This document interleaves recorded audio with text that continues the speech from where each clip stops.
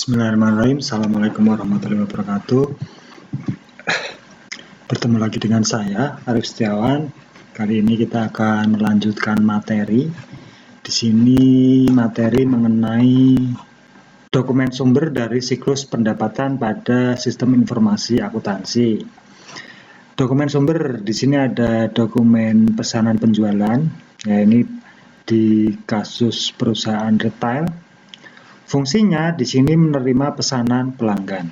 Ya, semua pesanan penjualan dicatat di sini. Setelah dipesan, lalu di sini ada tanda pengiriman.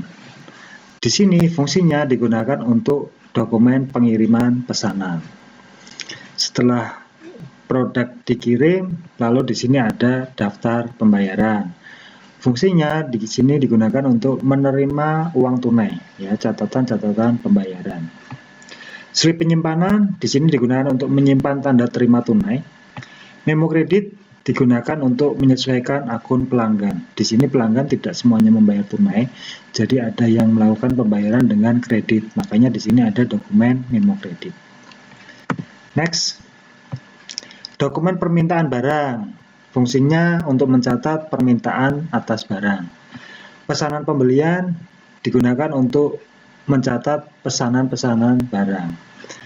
Laporan penerimaan digunakan untuk penerimaan barang. Ini untuk proses kulak barang, ya, bahan baku. Jadi perusahaan meminta barang-barang apa saja yang digunakan untuk proses produksi, lalu beli ke supplier. Lalu di sini ada penerimaan setelah barang dikirim ke perusahaan, dicatat ada penerimaan barang. Lalu ada dokumen cek, di sini digunakan untuk pembayaran barang menggunakan cek, ya.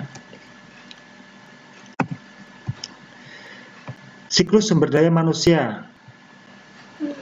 Di sini ada sumber dokumen yaitu form pajak, digunakan untuk mencatat iuran pegawai. Selanjutnya kartu jam kerja, digunakan untuk mencatat jam kerja pegawai, ya, lembur atau enggak, ya, kerjanya normal atau enggak, terlambat atau enggak. Nah, semuanya dicatat di sini. Catatan waktu kerja digunakan untuk mencatat waktu yang dihabiskan untuk suatu pekerjaan tertentu, ya. Jadi dokumen-dokumen ini digunakan untuk pencatatan kinerja pegawai sumber daya manusia. Buku besar dan sistem pelaporan. Di sini ada voucher jurnal. Digunakan untuk pencatatan posting ke buku besar. Transaksi-transaksi pada perusahaan, ya, di jurnal dimasukkan ke dalam buku besar. Next, siklus pemrosesan data. Di sini ada proses batch, adalah proses pembaruan secara periodik atas data yang disimpan tentang sumber daya dan perilaku yang terlibat. Proses online atau real time adalah proses pembaruan yang dilakukan secara langsung setelah terjadinya transaksi. Jadi ada pemrosesan data di sini, proses pembaruan secara periodik atas data yang disimpan tentang sumber daya dan pelaku yang terlibat. Dan proses real time, pembaruan yang dilakukan secara langsung setelah terjadinya transaksi.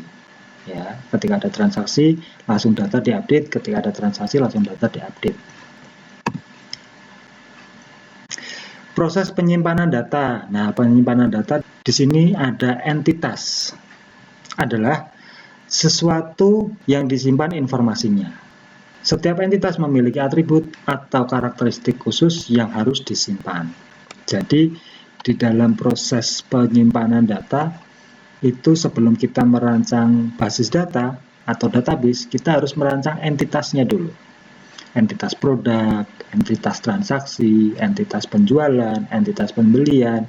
Nah, setiap entitas itu mempunyai atribut. Ya, contoh produk itu barang. Barang di sini atributnya ada kode barang, ada nama barang, ada jenis barang, ada harga barang, dan seterusnya. Ya. Nah, entitas dan atribut ini di dalam penyimpanan data biasanya dihubungkan atau direlasikan dengan menggunakan notasi ERD atau Entity Relationship Diagram.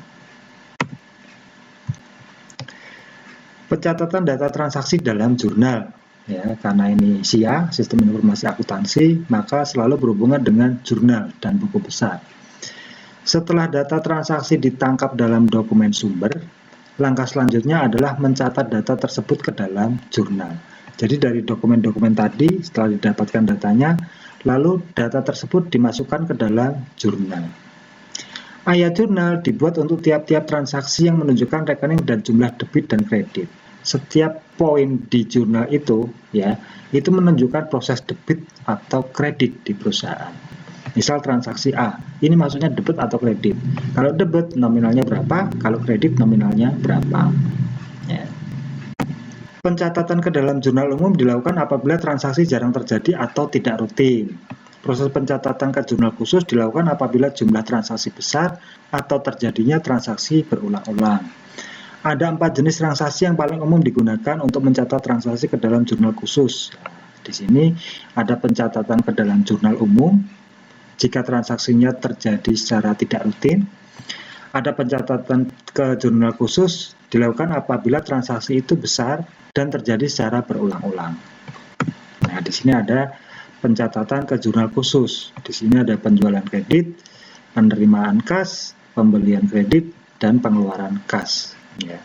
Kas itu uang kita. Penjualan ini produk yang terjual. Dia secara tunai atau secara kredit. Kas ini uang kita. Ya. Pembelian ini kita kulak, ya, secara kredit. Pengeluaran ini uang kita yang digunakan untuk membayar. Ya. Jadi penerimaan kas ini dari hasil penjualan, pengeluaran kas ini dari hasil pembelian, uang kita yang keluar. Nah, kita lihat di sini aset. Aset ini uang kita. Di sini, ya. Dicatat dengan model debit dan kredit. Aset sama dengan kewajiban plus ekuitas. Kewajiban di sini ada pinjaman, debit atau kredit, dan ekuitas di sini debit atau kredit. Ekuitas didapatkan dari belanja dan pendapatan. Belanja ini uang kita keluar, pendapatan ini uang kita masuk. Di sini juga dicatat secara debit dan kredit. Di sini juga dicatat dengan debit dan kredit. Ya. Aset sama dengan kewajiban digambarkan di sini dan ekuitas digambarkan di sini. Kewajiban ini ketika kita mempunyai pinjaman, contohnya misal kita pinjam ke bank. Ya, ini adalah kewajiban kita untuk mengangsur. Ya. Plus ekuitas ini dari hasil transaksi. Apakah transaksi itu belanja atau pendapatan? Apakah transaksi itu kita kulak atau kita menjual? Ya. Laporan keuangan dan struktur kepemilikan. Di sini laporan keuangan dan struktur kepemilikan digambarkan ya secara equity. Di sini ada retained earning, ya, laba yang ditahan. Didapatkan dari sini pendapatan dikurangi biaya, juga didapatkan dari sini dividends. Bagian equity juga ada investasi oleh pemegang saham. Ya. Next. Nah, ini siklus akuntansinya.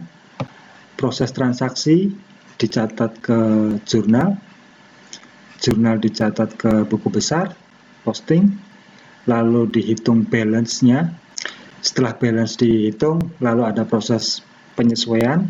Penyesuaian di sini ada penyesuaian balance atau rugi laba. Setelah penyesuaian rugi laba, di sini muncul kesimpulan-kesimpulan finansial, ya.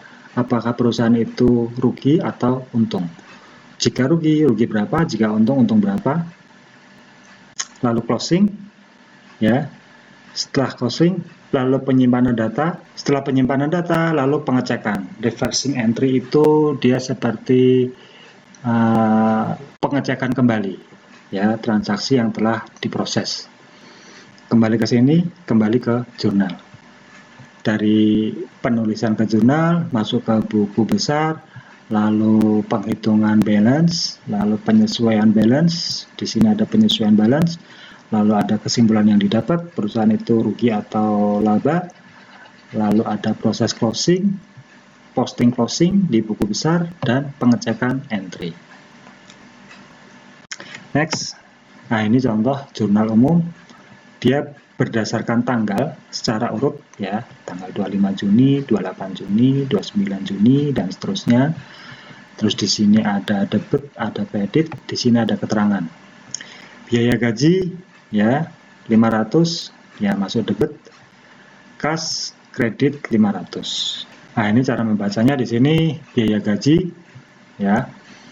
Dia keluar 500, otomatis kas dia berkurang 500. 500 ini berkurang untuk pembayaran gaji, diambil dari kas. Saldo kas 1571, pendapatan jasa 1571. Biaya truk 150 diambil dari kas 150. Biaya listrik dan telepon 100 diambil dari kas 100 dan seterusnya ya. Oke, sekian dulu kuliah kali ini. Semoga bermanfaat, semoga ada diskusi. Jika ada pertanyaan silahkan Anda komen di bawah.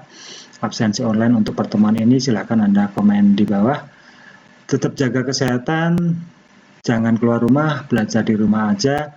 Semoga kita semua terhindar dari virus corona. Kuliah saya tutup, billahi taufik wal hidayah. Wassalamualaikum warahmatullahi wabarakatuh.